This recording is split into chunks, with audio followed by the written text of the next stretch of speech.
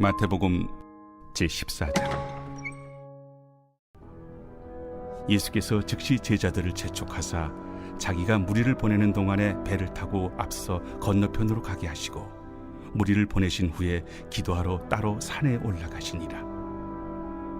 저물매 거기 혼자 계시더니 배가 이미 육지에서 술이나 떠나서 바람이 거스름으로 물결로 말미암아 고난을 당하더라. 밤사경에 예수께서 바다 위로 걸어서 제자들에게 오시니 제자들이 그가 바다 위로 걸어오심을 보고 놀라 유령이라 하며 무서워하여 소리 지르거늘 예수께서 즉시 이르시되 안심하라. 나니 두려워하지 말라. 베드로가 대답하여 이르되 주여, 만일 주님이시거든 나를 명하사 물 위로 오라 하소서. 보라, 베드로가 배에서 내려 물 위로 걸어서 예수께로 가되 바람을 보고 무서워 빠져가는지라 소리질러 이르되 주여, 나를 구원하소서. 하니 예수께서 즉시 손을 내밀어 그를 붙잡으시며 이르시되 믿음이 작은 자여, 왜 의심하였느냐? 배에 함께 오름에 바람이 그치는지라. 배에 있는 사람들이 예수께 절하며 이르되 진실로 하나님의 아들이로소이다. 그들이 건너가 게네사렛 땅에 이르니 그곳 사람들이 예수이신 줄을 알고 그 근방에 두루 통제하여 모든 병든 자를 예수께 드리고 와서 다만 예수의 옷자락에라도 손을 대게 하시기를 간구하니 손을 대는 자는 다 나음을 얻으니라. 할렐루야. 사랑하는 열린문교회 성도 여러분, 지난밤도 주님 주신 은혜와 평강 가운데 단잠 주무셨습니까? 아침을 깨우는 말씀, 화요일 이 아침에 주님께서 저와 여러분에게 주시는 말씀은 마태복음 14장 22절로 36절까지의 말씀입니다. 오늘도 주신 하나님의 말씀을 통하여 저와 여러분의 삶 가운데 선명한 성경적 기준이 세워지길 원하며 또한 세워진 그 기준대로 오늘도 맡겨주신 하루의 삶을 살아내심으로 하나님께는 영광이요 저와 여러분의 인생 가운데 가장 복되고 귀한 오늘 하루를 살아내셨으면 좋겠습니다. 오늘 본문에는 이 오병이어의 사건, 그 기적의 사건 이후에 이 이야기들이 연속적으로 이어지고 있는 이 내용을 다루고 있는 본문인데요. 오병이어 사건 그리고 그 기적을 우리는 모두 잘 알고 있습니다. 말 그대로 5천 명이 넘는, 사실 장정의 수만 5천 명이니 사실은 2만 명 정도로 추산되어지는 인원들을 먹이셨던 사건인데요.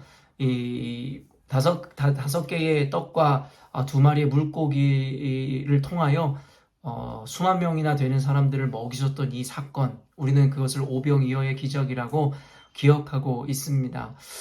그런데 그 사건 이후에 펼쳐진 이야기를 보면 오병이어의 사건을 경험한 이 군중들이 예수 그리스도를 붙잡아다가 자기들의 왕으로 삼으려고 하는 장면이 등장하게 됩니다.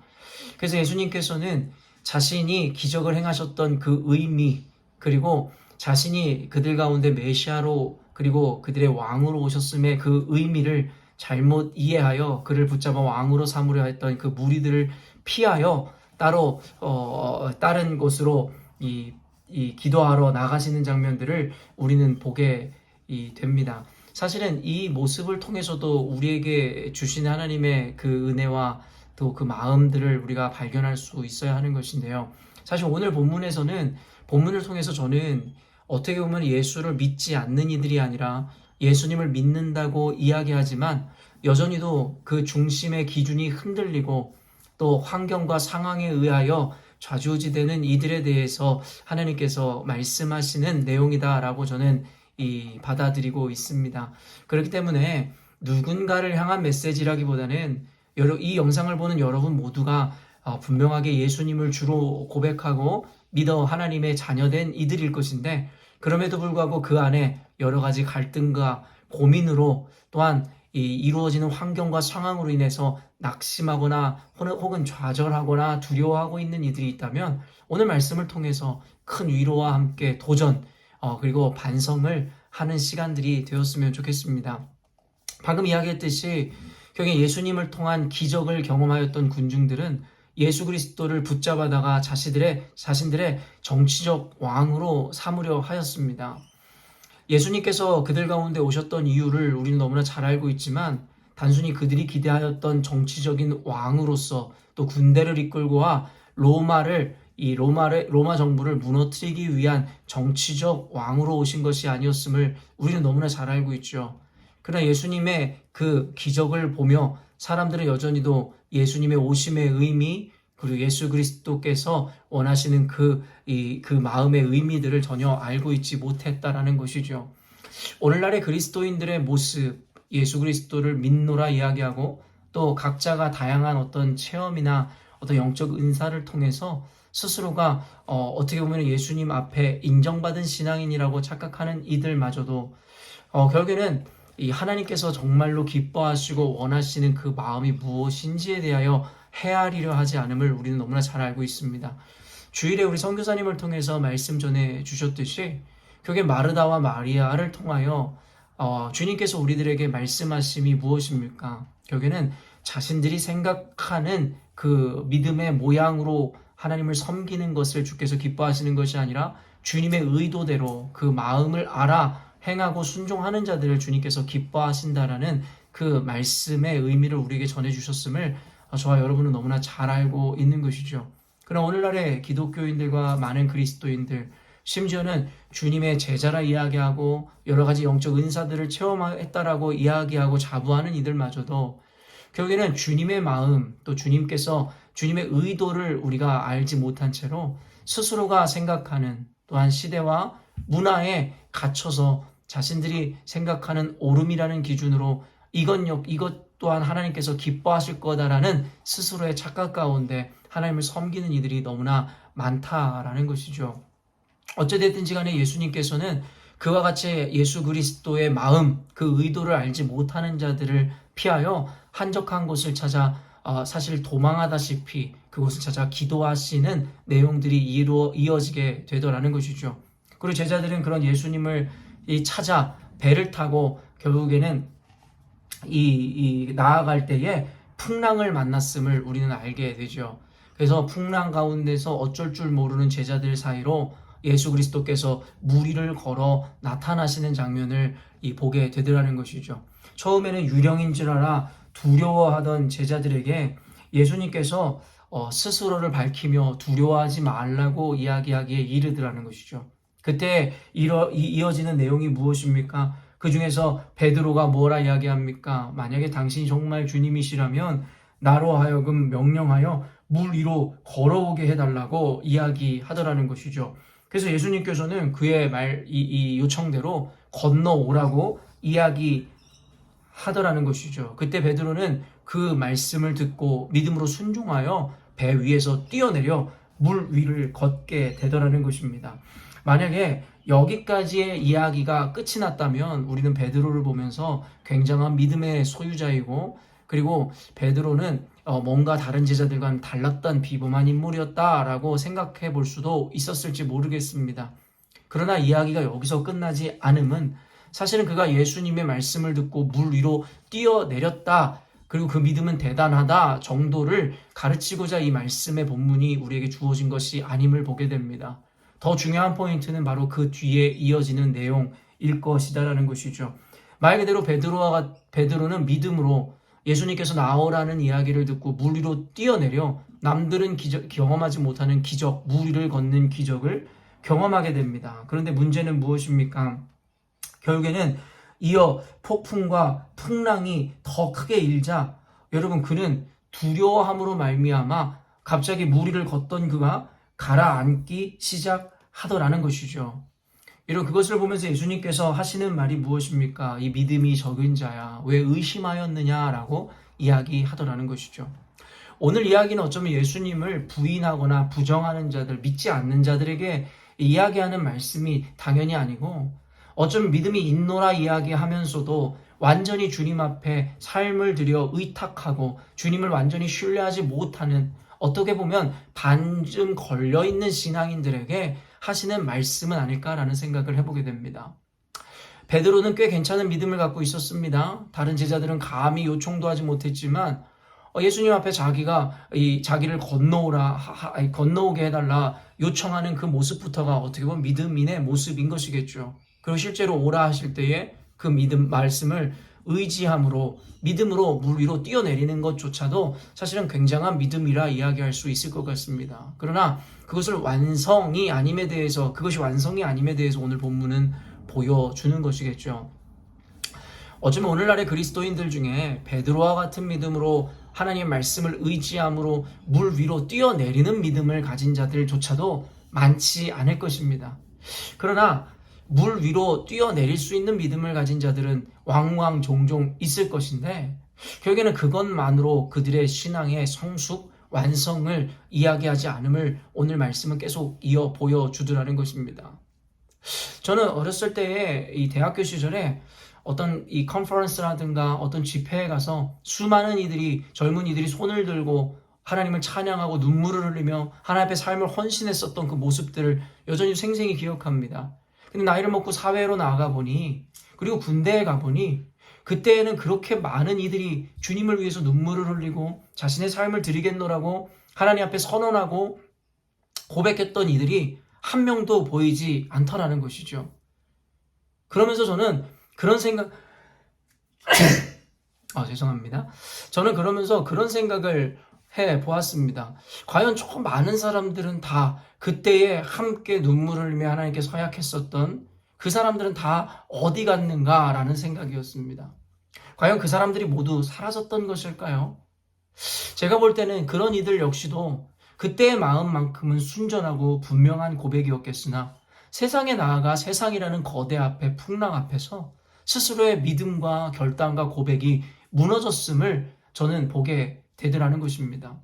베드로 역시도 진실된 고백으로 예수님 앞에 구하여 물 위를 걷는 기적을 경험하게 되었으나 결국에는 오늘날의 많은 젊은이들과 그리스도인들이 세상이라는 거대와 풍랑 앞에 그 믿음을 잃어버리고 결국에는 그 바다로 잠겨지듯이 결국 오늘날의 많은 그리스도인들은 베드로와 같은 모습으로 결국에 믿음은 있으나 세상이라는 거대 앞에 풍랑 앞에 결국에 그들은 움츠러들고 작아져서 그 믿음을 상실해버리게 되더라는 것이죠.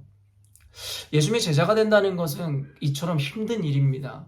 단순히 어떤 기적이나 은혜를 경험하여 내가 예수님을 믿습니다. 예수님의 제자입니다. 주를 위해 내 모든 것을 드리겠습니다. 라는 고백만으로는 충분하지 않다라는 것입니다. 세상에 나아가 제자로서 빛과 소금의 역할을 감당하고 하늘에 썩어지는 미랄이 되기 위해서는 단순히 입으로 그리고 마음의 어떤 감정으로 하나님 앞에 고백했었던 그 신앙의 차원을 넘어 이제는 세상의 그 어떤 풍랑과 거대 사실은 심지어 죽음이라는 두려움이 이 엄습해 오는 순간에조차도 하나님 앞에서의 그 믿음을 초지일관 지켜낼 수 있는 자들을 주님께서 이 시대에 요청하고 계시더라는 것입니다. 언젠가도 설교로 여러분에게 이야기했지만 감정이라는 것은 우리가 스스로 컨트롤할 수가 없습니다.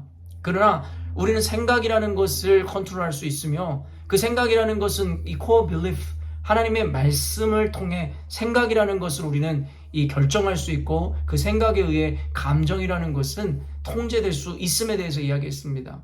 바로 이 믿음이라는 것은 우리로 하여금 세상을 이기게 할 수 있는 원동력이 된다라는 것입니다. 우리가 예수님을 알지 못하였다면 이 말씀의 기준을 알지 못하였다면 세상이라는 거대 앞에 결국에는 어떻게 보면 우리가 넘을 수 없는 산과 같은 그와 같은 두려움 앞에 우리는 좌절하고 절망할 수밖에 없는 존재 그리고 그것을 너무나 상식적이고 당연하게 받아들여야 할 것입니다. 그러나 우리는 그와 같은 일반적인 하나님을 알지 못하는 자들이 아니라 하나님을 아는 자들이며 주의 말씀은 세상을 창조하시는 하나님의 능력임을 알고 있는 이들이고 또한 내게 능력 주시는 자 안에서 내가 모든 것을 할 수 있다라는 믿음을 소유한 자들임을 우리는 기억해야 한다는 것입니다. 혹시 이 영상을 보는 여러분들 제가 서원에서도 밝혔듯이 모두가 믿음을 가진 이들일 것이고 어쩌면 이 영상을 보는 여러분들 중에는 베드로와 같이 예수님의 말씀 앞에 담대하게 물 위로 뛰어내릴 수 있는 믿음을 갖고 계신 분들이 계실 것이다라고 생각합니다. 그러나 뛰어내린 것이 능사가 아니라 그 이후에 여러분들은 과연 이제는 내가 믿음이 충만하고 기쁨이 충만하고 감정이 충만해서 물 위로 뛰어내릴 수 있었으나 신앙생활이라는 것은 거기서 그치는 것이 아니라 이제는 그 안에서 이 주님을 붙잡고 살아내는 과제로 넘어가는데 우리네 삶이라는 것이 늘 좋은 일, 행복한 일만 우리를 따라오지 않는다라는 것을 너무나 잘 알죠. 때로는 심각한 위기와 아무리 주님을 섬기지만 내 뜻대로 되어지지 않는 삶의 과정 가운데서도 그 믿음을 지켜내고 그 결단을 지켜낼 수 있는지에 대해서 주님은 오늘도 우리에게 묻고 있더라는 것입니다. 베드로에게 이야기한 이 믿음이 적은 자야 어찌 의심하였느냐라는 그 예수님의 음성이 오늘 저와 여러분들에게 들려지는 하루가 되었으면 좋겠습니다.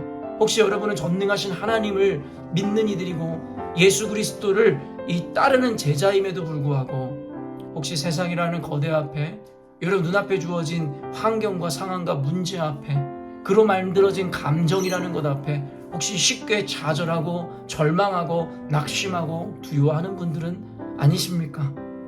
주님께서 살아계시지 않아 혹은 주님께서 무능력하여 우리를 돕지 못하시는 것이 아니라 우리의 믿음이 없음으로 말미암아 주님께서 우리를 도와주실 수 있는 그 근거를 마련해 주지 못하는 우리는 아닌지에 대해서 생각해 보았으면 좋겠습니다. 사랑하는 열린문교회 성도 여러분, 다시 한번 이야기하지만 신앙인으로 살아간다라는 것, 예수님의 제자로 살아간다는 것은 결코 쉽지 않습니다. 그렇지만 쉽지 않지만 분명히 가치로운 일이고 가야만 하는 길이기에 우리는 이 길을 선택하였습니다. 기왕 그 길을 걸어가는 우리라면, 기왕 주를 믿어 물 위로 뛰어내린 우리라면 이제는 끝까지 그 예수님 앞으로 무리를 걸어 그 완주하는 그 자리까지 나아가야 할 줄로 믿습니다. 오늘 영상을 통하여 다시금 환경이나 상황이라는 거대 앞에 좌절하고 절망하거나 멈춰서 있을 여러분 앞에 도전되어지는 오늘이 되었으면 좋겠고, 위로와 용기를 얻는가 하면 동시에 우리의 믿음 없음에 대하여 주님 앞에 회개하고 주님의 은혜를 구하는 저와 여러분이 되었으면 좋겠습니다. 함께 기도하겠습니다. 사랑하는 하나님 아버지, 감사합니다. 오늘도 말씀을 통하여 오늘을 살아가고 있는 그리스도인들, 아니 나에게 하나님 귀한 말씀을 허락하여 주시니 감사합니다. 하나님, 영상을 보는 이들 모두가 분명히 그리스도인이며 그 믿음을 고백하는 자들일 것입니다.